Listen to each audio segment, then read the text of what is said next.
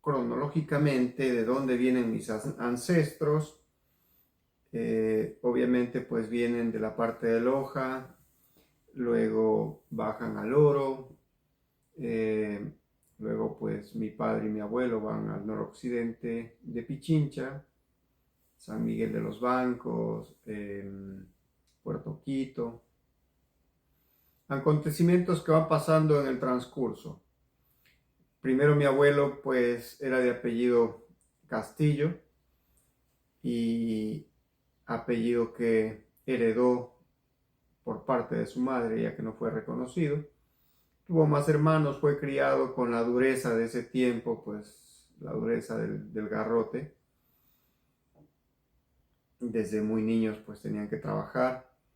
Es así como mi abuelo aprendió y obviamente lo transmitió también a sus hijos. Cuando ya tuvo sus hijos, obviamente fue criado, los crió con esa misma dureza.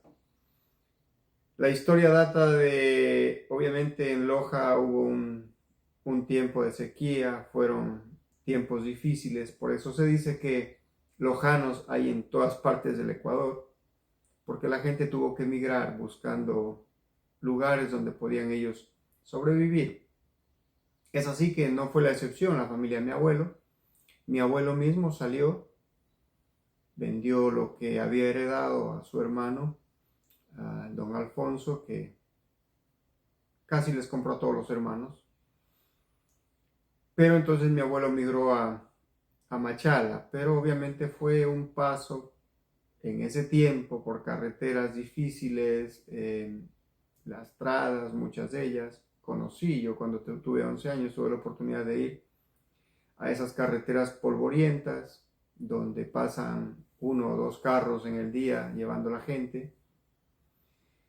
Pasaban, ahora son otros tiempos, han pasado cerca de 40 años. Bueno, mi abuelo tuvo algunos hijos, más o menos alrededor de 10 hijos. Lo crió como fue él también criado. Y como padres vamos bajándole un poquito, como se dice en el ejército, la cadencia. Obviamente a sus hijos los fue dejando en diferentes pueblitos para que vayan trabajando. Mi padre me cuenta su historia, dice que él tenía 8 años cuando mi abuelo lo dejó empleado con su hermano, con mi tío Álvaro, lo dejó empleado en un restaurante en Arenillas. Aconteció que mi padre, él dice que no tuvo nada que ver en el fracaso de una silla, se rompe una silla, entonces el dueño le dijo, entonces tienes que trabajar un mes para pagar la silla. Mi padre de 8 años escuchando eso dijo, bueno, yo no voy a trabajar un mes por pagar algo que no hice, sintiendo ese sentimiento de justicia. Dice que estuvo un poquito enfermo, incluso se recuperó y de un día para otro cogió y no le importó que tenía que regresar caminando desde Arenillas hasta el pueblo natal, obviamente al derrumbo, que tuve la oportunidad de recorrer esos lugares gracias al curso de comandos. Conocí desde la frontera, desde Macará, y todo ese camino, obviamente que uno viene cumpliendo el entrenamiento durante mes y medio, entonces caminé todo eso. No es cerca, y peor para un niño de 8 años. Bueno, son la dureza con la que fueron ellos criados, y obviamente dentro de esa dureza, pues, como decía mi papá, me crió también, no a la par como a él lo criaron, un poco menos. Y creo que son los patrones que vamos repitiendo y vamos dejando en el camino, vamos heredando todas esas enseñanzas buenas y malas, como dice, la dureza con que nos criaron. A veces tratamos de transmitir también esa dureza a nuestros hijos. Por un lado, a veces es bueno porque nos ayudan a ser fuertes en la vida, a enfrentarnos a todo sin miedo. Por otro, pues ahora se sabe que se les causa traumas y tantos problemas a los hijos cuando se les habla duro, peor cuando se los maltrata. Obviamente, pues en el recuerdo uno no quiere ser maltratado tampoco y tampoco lo quiere hacer con los hijos. Creo que la mayoría en estos tiempos ya no actuamos de esa manera. Bueno, continuando con la historia, pues mi padre tuvo ya su crianza en la provincia del Oro. Mi abuelo, según mi padre me cuenta, pues tuvo una casita ahí. Mi abuelo pues era de muchos amigos y también le gustaba alzar la copa y obviamente como muchos hombres y el machismo que aún llevamos en la sangre muchas veces, pues era el dominio del hombre absolutamente en todo lo que tomaba sus decisiones. Mi abuela no podía opinar mucho, no era muy tomada en cuenta su voz y obviamente pues era también maltratada, a tal punto que mi abuela siempre repetía ese odio hasta casi sus últimos días de su vida hacia mi abuelo. Entonces mi padre de Machala pues ya llega a una edad en la que él está joven, 17, 18 años, va al cuartel. Sé que el servicio militar lo prestó en Casa de los Ríos, en Loja. Después de ese año de haber estado ahí en la caballería, pues obviamente también se formó como, y con la dureza de los instructores, de los militares de caballería, esa caballería de sangre, que hasta cuando yo entré al ejército todavía se mantenía algo de esa identidad. Siempre se consideraron muy duros, ¿no? Castigaban fuerte al caballo y el caballo era el más querido que los seres humanos. Entonces, imagínense cómo trataban a los conscriptos.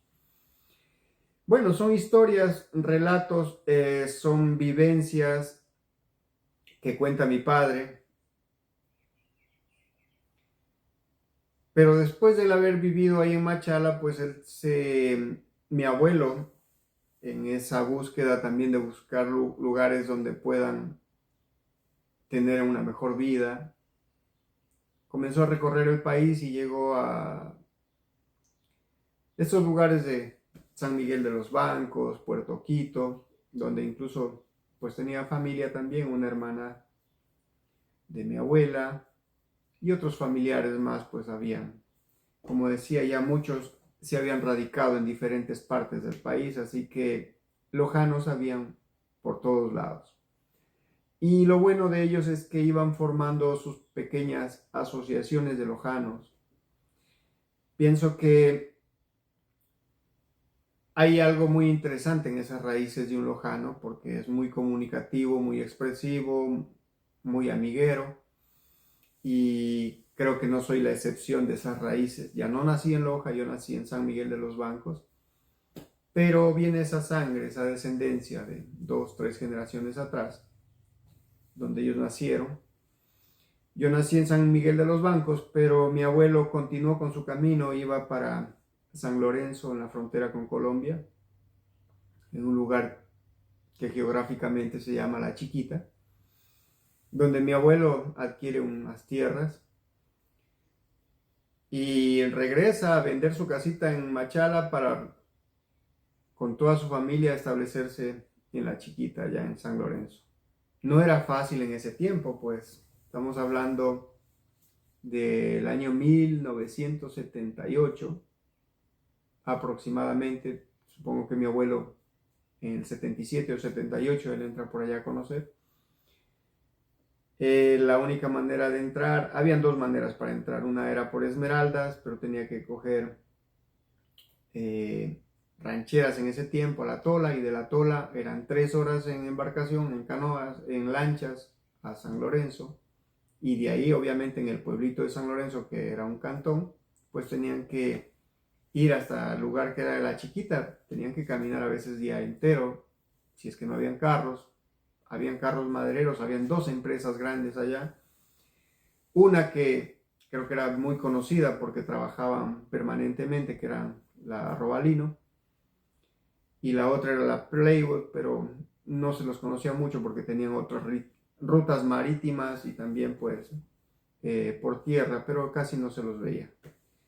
Así que quien daba vida y movimiento a ese pueblo pues era esta empresa maderera, la Robalino.